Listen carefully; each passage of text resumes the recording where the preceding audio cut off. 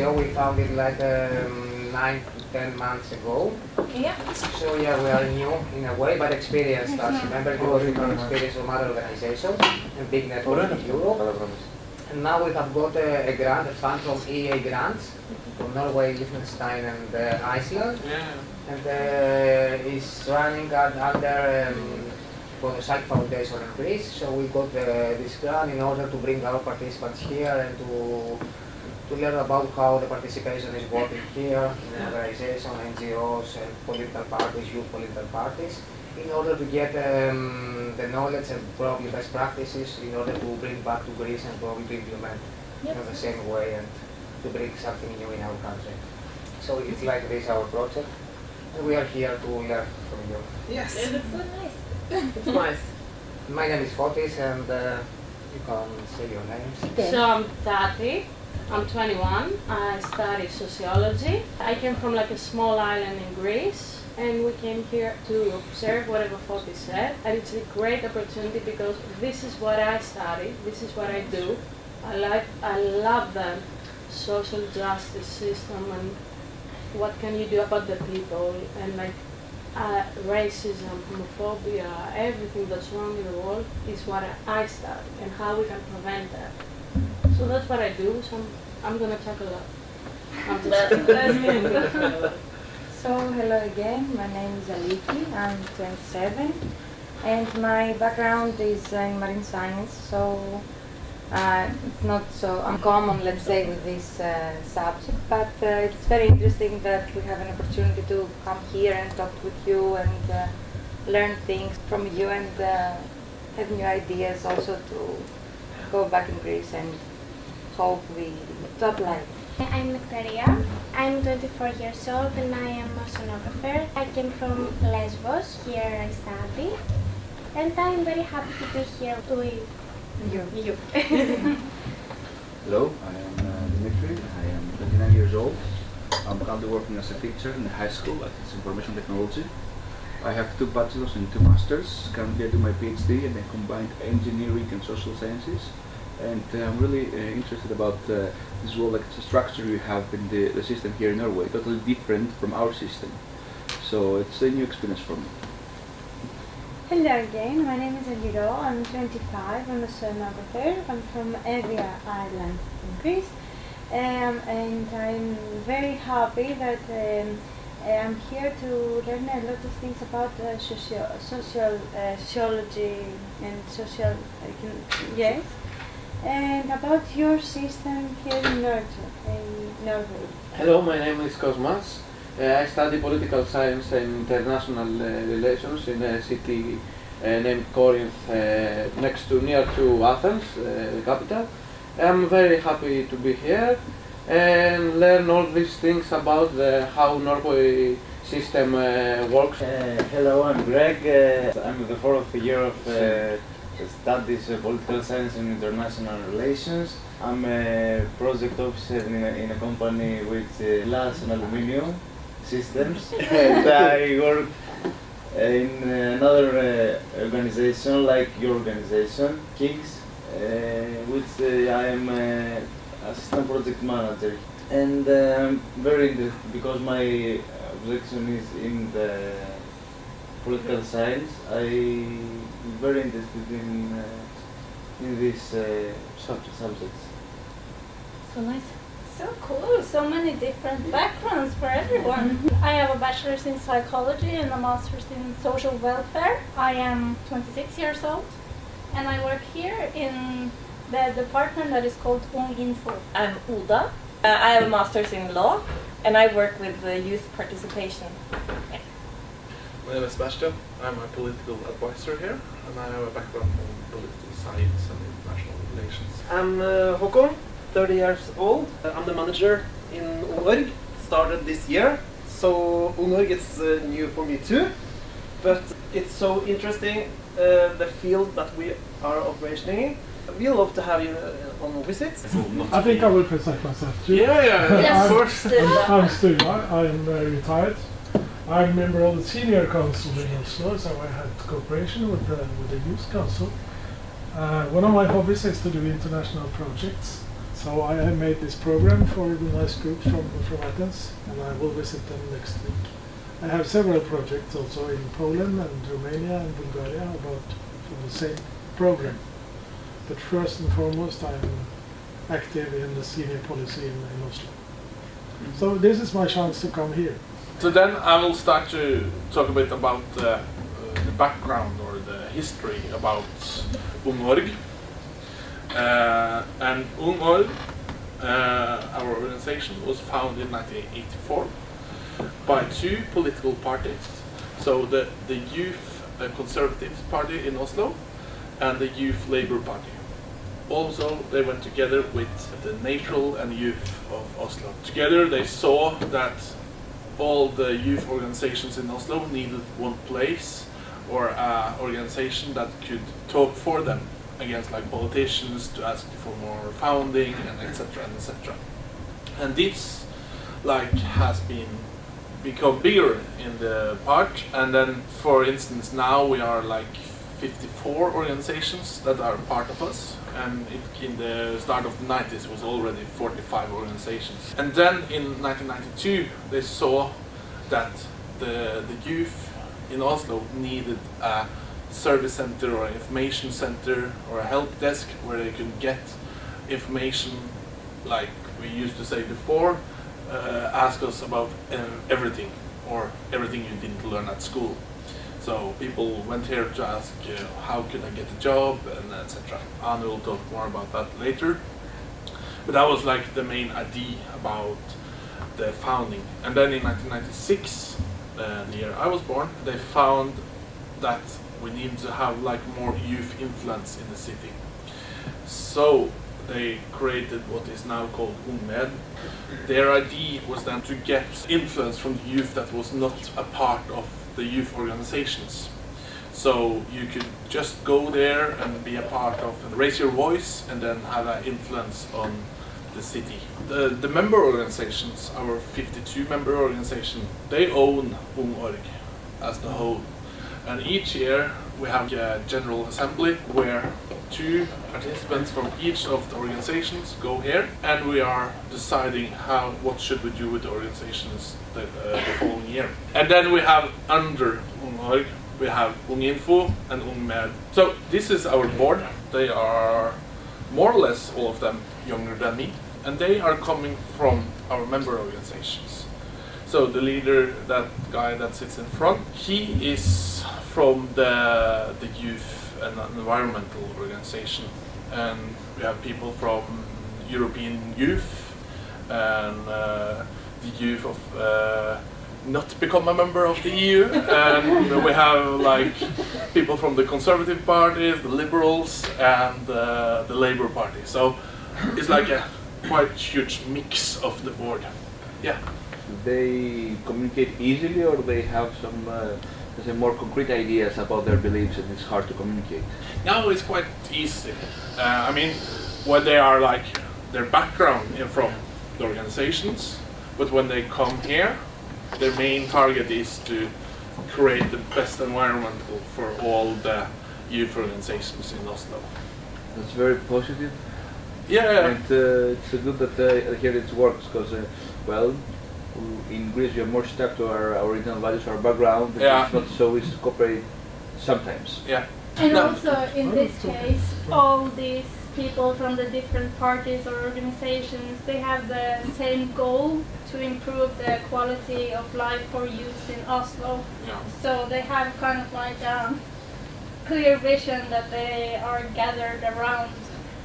So maybe that also makes them cooperation a bit easier. The last thing I will say about the board is that the leader or every one of them gets like a small salary for going for the meetings, and the vice chair and the chair got like a bit more money for having this role, and that's because the idea is that they could do this besides studies or besides school and not be needed to have a co-time work as well. So this is UngOrg. As I said, we are here it says 55. I think it's 54, but more or less around there. But yeah, and we are founded mostly by the Oslo municipality. So we got like a founding each year for us, so we could host all our events and etc. And at the same time they also found all the organizations as well. One thing we do is like we rent out for free to all our member organizations because we see that the youth in Oslo needed a place to be. So that's why the Oslo municipality found us to have this location so they could rent it and be here to host meetings and etc. How are you getting funded? I mean, do you have also a membership fee for each member organization? Yeah, we have a small member fee. It's like 350 Norwegian kroners each year per organization. So that's 35 euros or so. Are you getting funds from the municipality? Yeah. We are founded 99.5% about the municipality. And then we have a small from our members organization. So our goals is, it says here, to be or like ensure real political participation for youth, especially those under 18. So we want to be the voices of the unspoken voices, more or less, and also to fight that for the situation for the youth in the entire city. If you are in a member organization or if you are not, our goal is to create the best city as possible for the youth. There's a goal that people should have something to do on their spare time. Yeah. And if they have something to do on their spare time and they feel a part of a community and a part of like a democratic learning process, so to be a part of an organization, and you have all these benefits that they also think is really nice with organizations. So by hosting the organizations here, we also give them a platform to exercise democratic rights. Would you say that any other solution would have been more expensive for the municipality? Probably, yeah, because youth that is not a part of society, that is not feeling a part of the community, will maybe have more difficulties in job life later and school and everything. Even if the board want to do something, they need to get approval from the General Assembly. So at the General Assembly, if all the member organization is there and it passed in the General Assembly, then I would say the entire organization is for it. When you are becoming a part of the board, then you have a goal that is UngOrg goals. And also we have employees that will set down the foot if someone is trying to change the organization drastically. Then we will say like, is this a good idea? And ask some critical questions and also say, if the board is trying to do something that the General Assembly has not voted for, then we will say this is invalid. So and have processes on this. Another question is, you said that you have elections every 2 years for the board? Each year. Each year. And do you have a specific strategic plan to follow, like for 3 or 5 years, or every year the strategy is changing? We have a strategy for 5 years. We have also like annually that we make some changes on. Yeah. But the long strategy is for 4 or 5 years. So there is, and this one is voted by the General Assembly. Yeah, right? exactly. Yeah. So next General Assembly we need to create a new strategy for the next 4 years. The employee you mentioned before, who checks his neutrality or her neutrality? Sorry? So the employee checks in if the things goes not very cooperative, right? Yeah. Who checks the neutrality? Who checks the neutrality? Well, each other. Okay. They check each other, and also we as employees can also check them. But usually they check each other. I think it's nice that they come from different backgrounds, so they can check each other. That's kind of like the strength that you have so much representation in the board from different organizations, so that kind of is a securement of this not to happen, because they check each other, as you said. Yeah. I don't know if you mentioned that, but what was the reason of your founding? Like when you started? It was It founded was starting from the organization or the municipality? What's From the organizations. So we was founded in 1984. 84? So we are 4 years now. Yeah. 4 years. Yeah. Now in May the 5th, and it was founded by the youth conservative parties in Oslo, the youth labor and the environmental and youth organization of Oslo, and they saw like need for to have like a central organization that will work for all the organizations in Oslo. And let's talk about UngInfo, which Sebastian has talked a lot about now. The unique thing about everything we do at UngOrg is that everything is kind of like bottom up. Everything we do comes from a need that the youth have expressed. So UngInfo also started from the youth. The youth needed some place they could go to ask questions, get help with practical things, and that's exactly what we do at UngInfo. When you came in, you came to our info desk, which is this physical information center where youths can come in, it's drop-in, it's completely free, and they can ask us anything. So we do a lot of other different things as well, but the info desk is by far the main thing we do. We also hold courses at schools. We have a presence on most of the social media platforms, and we also have a digital service where people can, or youth can write their question anonymously on the web, and then we answer there, which is called ung.no. So the info desk is for youth and young adults between 13 and 27 years old. They can come in and get guidance and advice on basically everything they want to. It's free and drop in, as I said, it's all made out to be as accessible as possible for the youths. Everything you wish you learn in school, you will get the answer to and learn at UngInfo. A lot of the inquiries we get is about work. Young people want to get into the labor market.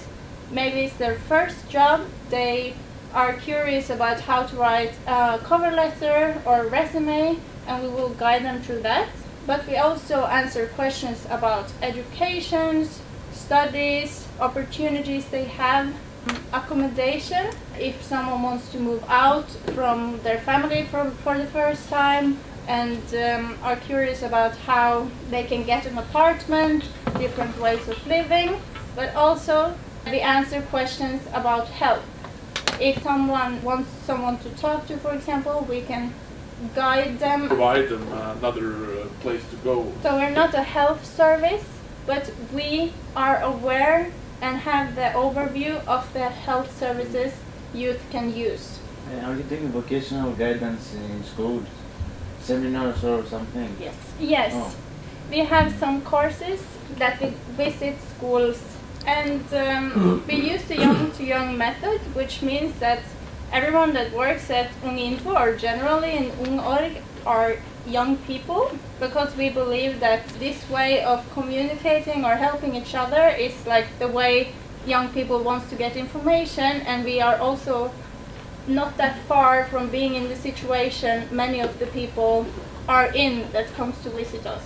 So to the courses we held in school, we have one course that is called How to Get a Job, and this is a very popular course that we get booked from schools in Oslo, and also we held some courses here at UngInfo, and here we go through how to write a good resume, a good cover letter, different strategies for getting a job. Should you go directly into the stores and restaurants, or should you apply online? And just to give them some tools to make the way from being unemployed to employed easier. We don't hand out jobs, but we are aware of the jobs that are available for people without a lot of experience. We have a Facebook group where you post, oh look here, they need people, and we have many members in the group. Yeah, we have 25,000 members of this group. Exactly And this I meant. oh, okay. So there in this Facebook group we post jobs for young people Okay. every day. Okay. So Every it's day. very active, this group, and very popular because it's huge demand for jobs that young people can get. How much unemployment is there here in Oslo? For youth, for young. The rate or The rate, yes, yes. It's very low. The last year, the municipality has done this initiative to create jobs for young people. In the municipality? From 13 to 23 years old, jobs specifically targeted to this group. From like 13 years old. And this is summer jobs. So it's like a ticket to get your next job. So you're allowed to work from like 13. Is that illegal? Yes, it's Are legal. there any programs for youth people to have a chance to open a company or an organization? Entrepreneurship. Yes. We don't have a course on that, but we have knowledge on the topic. So we have one of my colleagues, she's like an expert in that field. So if a youth have a question about that, we would usually say, okay, Oda Lien, someone asks about this, maybe you can give them some advice if they want to start or bring their idea to life or whatever. But it's not a specialty. It's not what we get the most question of, and that's also a thing worth to mention. Like, we get really good at the things youth ask us a lot about. So, for example, entrepreneurship is not a lot of questions during a year. So, of course, we don't spend a lot of time focusing on that topic. So, everything we do is kind of like need-based. So we try to implement youth participation in all our everything we do. Last summer we saw that many students that just moved to Oslo didn't have a place to stay, so they need to go to like these hospice and stuff where actually it's made for drug addicts, and that's not a good place when you are 17, 18 years old and to live there.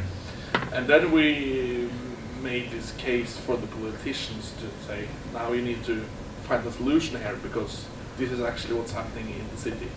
So then we saw something that the politicians didn't seen themselves. Yeah, so they didn't have access to the same information that we do. Are you promoting sustainable development from the start of your organization, or is it something that you do in progress? We have like a focus on it, I would say, but at the same time it's not our...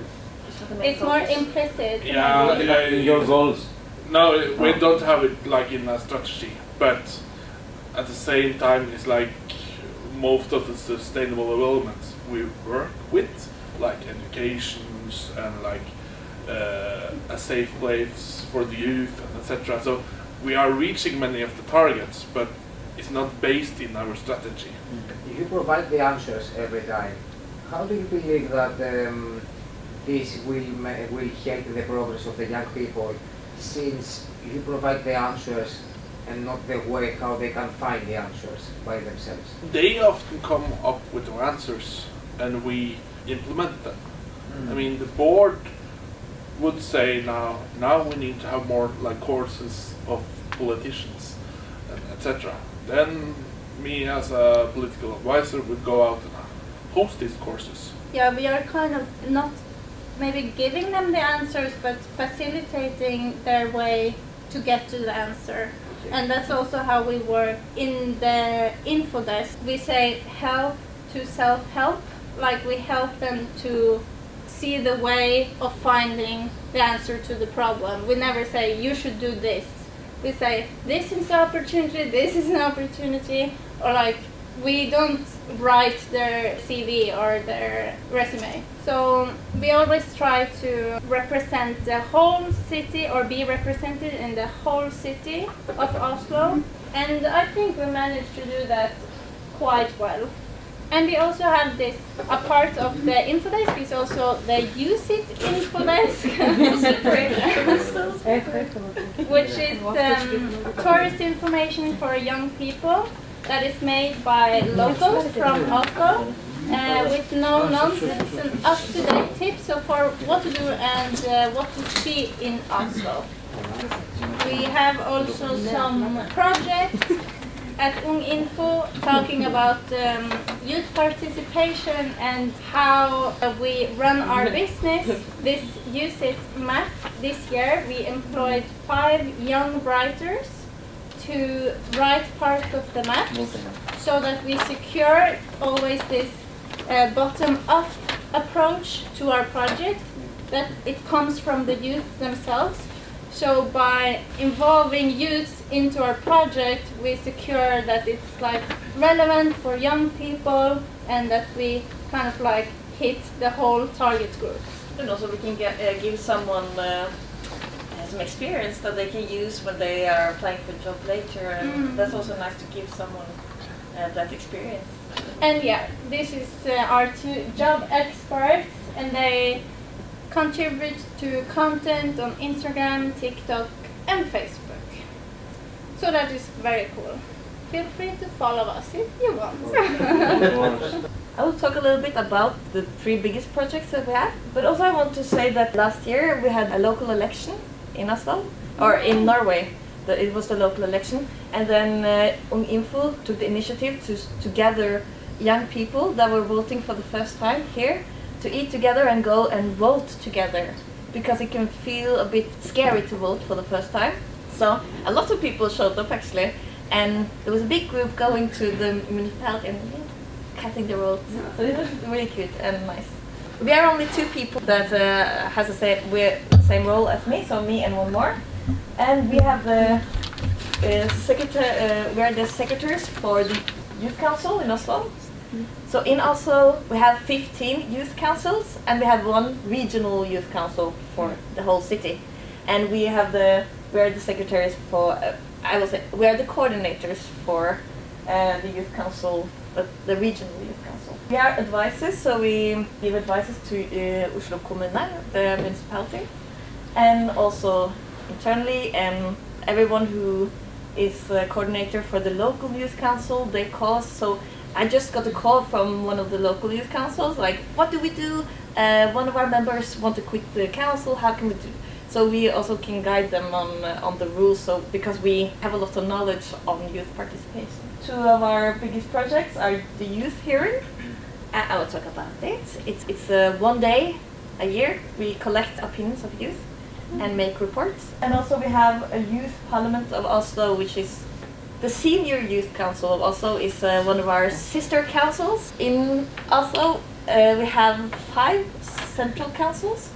So 1 is for youth, 1 is for seniors, 1 is for people with disabilities, and also sexual minorities is another council. And you have a council for immigrants as well. So we have 5 sister councils. And this is a part of a formal structure in Norway. So it's not just for fun, because we are part of the formal structure, and it's also mandatory by law for all local and regional governments to have 3 of those councils.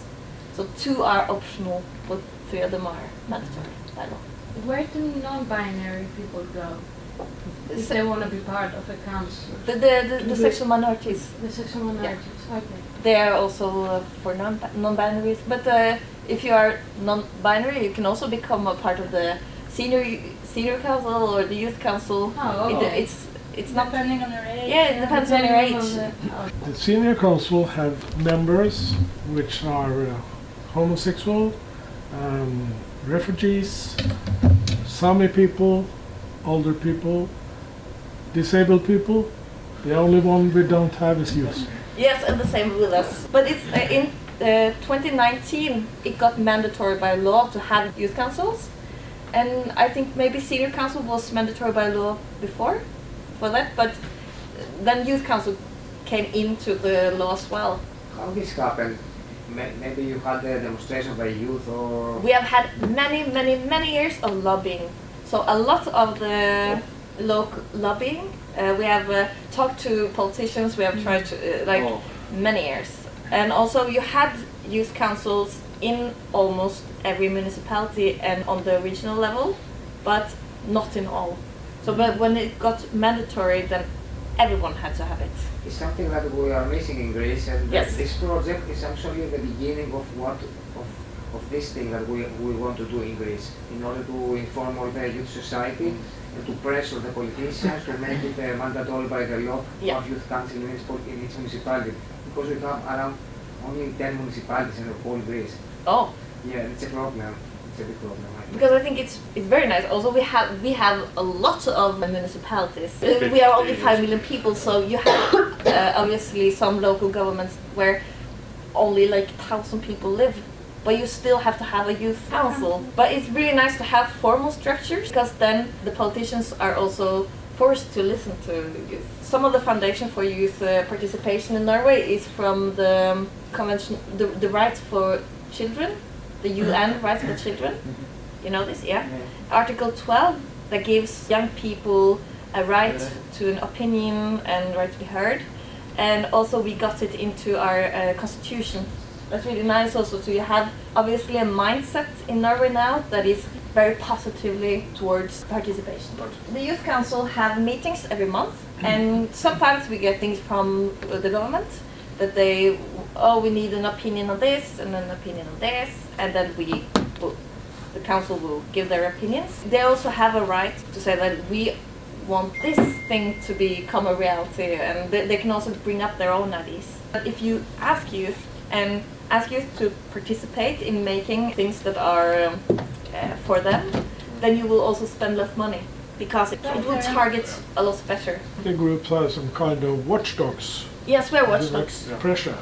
And we can go to the media as well if we see that the politicians are doing something completely against the groups. So politicians usually listen to you, to your requests? It depends a little bit, but we have a strong feeling that they do listen, and I also know that in some cases we have been heard. We have never had a national youth council in Norway. Okay. So we only have it on the local and the regional level, and not on the national level. And I think it's the same for the other councils. But we are working on having a national youth council as well. So at the moment we also give youth perspectives to national government. When they are working on something, it's mandatory to have a hearing where everyone can just give their opinion, and you can send it to the government. What they are afraid of is like the huge distance in Norway from like the south to the north, and like how they could host like meetings and stuff, and like all the formal things. All the meetings are founded by who? By municipalities as well? Yes, yes. Do they have like elections every year? How the youth council is created by people? How it works? Oh yeah, how they get elected. Yeah. In the regional youth council for youth, we get people from the local youth councils. So we have one representative from each part of the city.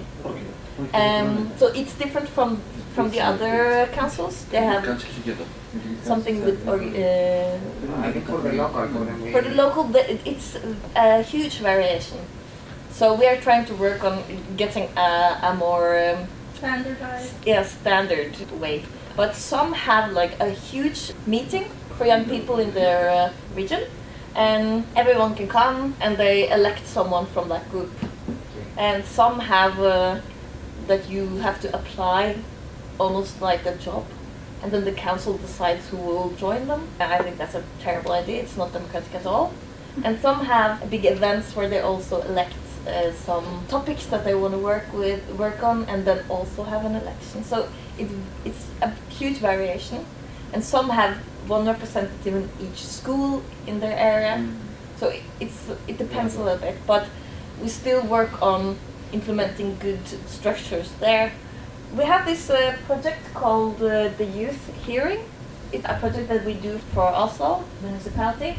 They pay us to do this, and each year we have a hearing. We have like different topics. Before we had youth on work, youth on digitalization, youth about adults, youth about time, youth about corona, youth about climate. And the target group is youth that is not organized. In total we had the opinions from 163 people. It might not sound too many, but it's a lot in Oslo actually. And also the whole city was represented. All the age groups from 12 to 19 were represented. So we had like this. It was quite representative.